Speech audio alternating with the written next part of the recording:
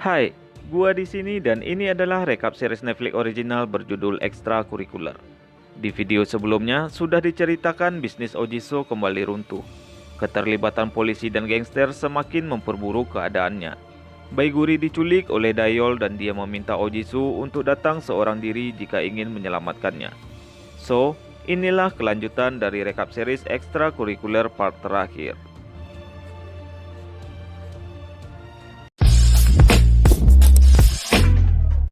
Setelah menculik Baiguri dan membuatnya pingsan, Dayol dan Mijung membawanya ke suatu tempat.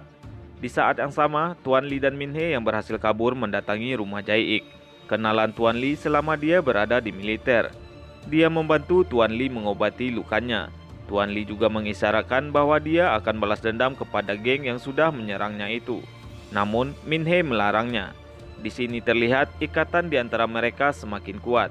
Bahkan, Minhe sudah menganggap Tuan Li sebagai kakeknya sendiri. Kembali ke Ojiso, anak buah Dayol datang menjemput. Ojiso dibuat pingsan dan kemudian dimasukkan ke dalam bagasi. Setibanya di tempat tujuan, Ojiso yang sudah siap menyetrumnya dengan teaser hingga pingsan. Akhirnya, Ojiso mengendarai mobil itu dan menerobos masuk ke tempat di mana Baiguri ditahan. Ternyata, Baiguri yang sudah sadar menusuk Dayol hingga dia tidak berdaya dan menyandra Om Mijung. Ojiso datang dengan mobil dan akhirnya mereka pun berhasil kabur. Setelah itu, mereka membakar mobilnya untuk menghilangkan jejak dari investigasi polisi. Karena sudah malam, mereka menyewa sebuah motel untuk tidur. Di sana, Baiguri mempertanyakan perasaan Ojiso dan kenapa dia datang membantunya. Ojiso juga bertanya kenapa Baiguri rela membahayakan nyawanya untuk terus bersamanya. Tanpa disadari, perasaan mereka berdua sudah tersampaikan dengan rasa kepedulian yang sangat dalam. Saat terlarut dalam kisah asmara mereka, tiba-tiba Serine meraung dari arah kejauhan, menghentikan mereka yang hendak berciuman. Menyadari itu hanya mobil ambulan, Ojiso mulai tertawa lepas tak terkendali. Tawa gila yang menggambarkan keputusasaan, dan seketika berubah menjadi tenang saat dia bertanya, apa yang bisa mereka lakukan sekarang? Di pagi hari, Baiguri pergi tanpa berpamitan dan mengambil handphonenya Ojiso. Kembali ke Minhe, saat dia terbangun di pagi hari, ternyata Tuan Li sudah pergi. Temannya meminta Minhe untuk menunggu, namun dia menolak dan pergi ke kantor polisi. Ternyata dia datang menemui detektif Li dan bercerita tentang insiden penikaman itu, serta sebuah informasi yang dia dengar dari Tuan Li mengenai mobil Dayol yang bergambar karakter di sampingnya. Sementara itu, Kitai mendapat informasi palsu mengenai tempat Minhe bekerja. Saat Kitai bertanya apakah Minhe bekerja pada paman, Baiguri sebagai paman saat itu berkata bahwa Minhe bekerja di karaoke milik Dayol. Rupanya Baiguri punya sebuah rencana. Setelah itu, Baiguri pergi ke tempat karaoke Dayol. Dia menyamar sebagai pengunjung dan kemudian menyelinap ke sebuah ruangan untuk menaruh handphonenya Ojiso, yang dimana tujuannya adalah sebagai alibi. Jika bisnis Ojiso dan Baiguri terbongkar, yang akan disalahkan adalah Dayol, karena semua bukti transaksi ada di handphone itu. Jadi itulah rencana Baiguri. Sayangnya, Dayol mengetahui hal itu. Dia memukul kaki Baiguri hingga pincang. Tak diduga, ternyata Kitai membawa geng motor ke gedung karaoke itu untuk mencari Minhe. Baiguri mengambil kesempatan itu dan dia menyemprotkan pemadam api untuk melarikan diri. Di saat yang sama, keadaan semakin kacau. Saat geng motor Kitai masuk ke dalam, mereka semua berkelahi dengan anak buah Dayol. Tiba-tiba saja di tengah kekacauan itu, Tuan Li datang untuk balas dendam. Sasarannya saat itu hanya anak buah Dayol. Satu persatu dari mereka berhasil ditumbangkan. Sementara itu, Dayol terus mengejar Baiguri. Meskipun Ojiso datang membantu, dia malah ikut tertangkap. Untung saja Tuan Li datang menyelamatkan mereka. Dengan tubuh yang lemas dan berlumuran darah, dia terus mengejar Dayol. Di saat itu juga, Tuan Li menyampaikan pesan kepada Ojiso untuk tidak bertemu lagi. Itu adalah salam perpisahan dari Tuan Li. Dengan terpaksa, Ojiso meninggalkan gedung itu. Sedangkan Tuan Li terus mengejar Dayol hingga ke atap.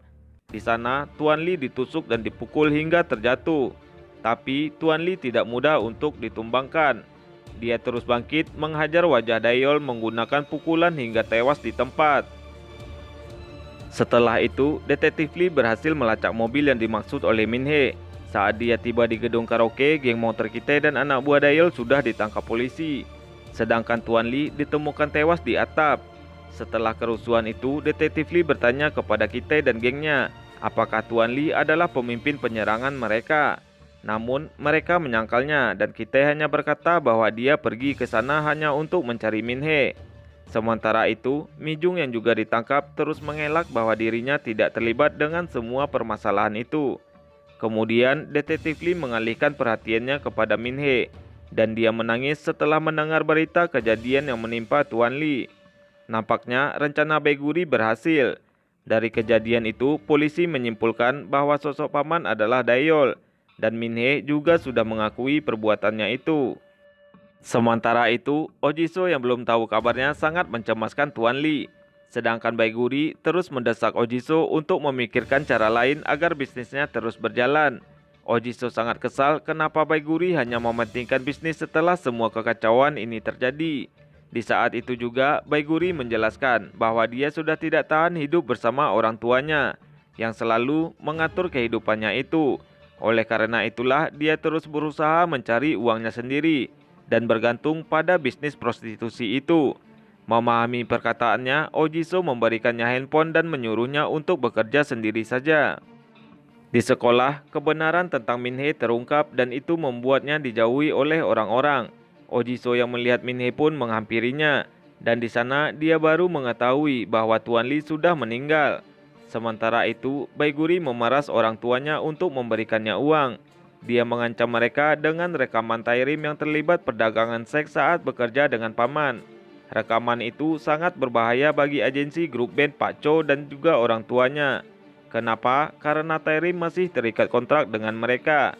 Jika rekamannya tersebar, saham Pak Cho akan hancur dan begitu juga dengan orang tuanya. Setelah itu, Baiguri bertemu Ojiso di dermaga dan bertanya apakah dia ingin pergi bersamanya ke Australia. Karena di Korea sudah tidak ada yang bisa diharapkan lagi. Ojiso hanya merespon dan menolak ajakan itu dengan halus. Saat di sekolah, Ojiso memeriksa hadiah Dayol yang ada di ruangan klub mereka. Dia pun terkejut baru mengetahui isinya ternyata adalah uang. Menyadari Pak Cho akan segera datang, dia pun menyembunyikannya dengan cepat. Di saat yang sama, Detektif Lee yang masih gelisah dengan kasus Tuan Lee itu datang ke sekolah untuk memeriksa sesuatu.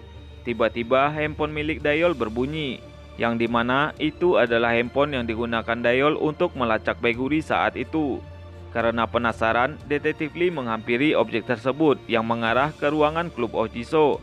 Karena Pak Cho pembimbing klub itu, Detektif Lee curiga dan membawanya ke kantor polisi. Ojiso yang melihat menyadari sesuatu. Benar saja, saat diperiksa, uang yang disembunyikannya sudah hilang. Sementara itu, Kitai bertemu dengan Min Hee. Dia menunjukkan topi Min Hee yang ditemukan di tempat karaoke milik Dayol saat itu. Min Hee pun bingung karena seharusnya topi itu sudah menjadi milik Ojiso. Menyadari Ojiso terlibat dalam masalah ini, dia pun terdiam dan kemudian pergi.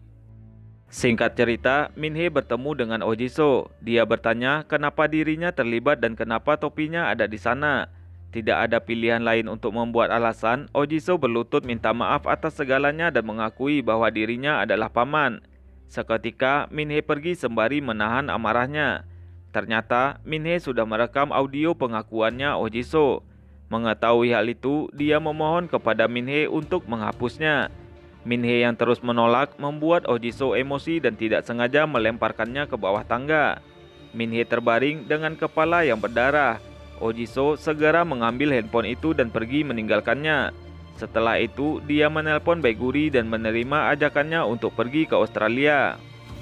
Di saat yang sama, Kitai pergi ke suatu tempat dan berbicara kepada Mi Jung karena mereka memang sudah saling mengenal. Di sana, Mi Jung memberitahunya bahwa mucikari Min Hee selama ini adalah Ojiso. Mengetahui hal itu, Kitai pergi ke rumah Ojiso. Di sana, dia membeberkan semuanya tentang Min Hee dan paman. Saat Kitai menelpon nomornya, telepon Min Hee berdering di dekatnya. Kitai menyadari apa yang sudah terjadi. Seketika dia menyerang Ojiso dan menusuknya dengan gunting berkali-kali. Untung saja Baiguri datang menyerang Kitai dan membuatnya pingsan. Kemudian Baiguri membawa Ojiso yang berlumuran darah keluar dari apartemen. Ojiso sempat menyerah dan berkata kepada Baiguri untuk pergi. Namun Baiguri menolaknya. Sementara itu, di kantor polisi, setelah menjelaskan semuanya, Pak Chow meyakini bahwa uang itu bukan milik muridnya. Tetapi, Detektif Lee tidak yakin dan semakin ragu dengan klub masalah sosial yang dia kelola itu. Akhirnya, mereka berdua pergi ke rumah Ojiso untuk memeriksanya. Di perjalanan, Pak Chow melihat Min Hee dibawa ambulan dan segera mengikutinya menuju rumah sakit. Sementara itu, Detektif Lee yang tiba di rumah Ojiso tidak menemukan siapapun. Bahkan, kita yang sempat pingsan ternyata sudah pergi entah kemana. Kemudian, Detektif Lee mengikuti jejak darah yang ada di apartemen itu. Namun, tampaknya Ojiso dan Baekguri berhasil melarikan diri. Dan series ini pun diakhiri dengan pemandangan kota Seoul yang indah. So, itulah dia rekap series ekstrakurikuler.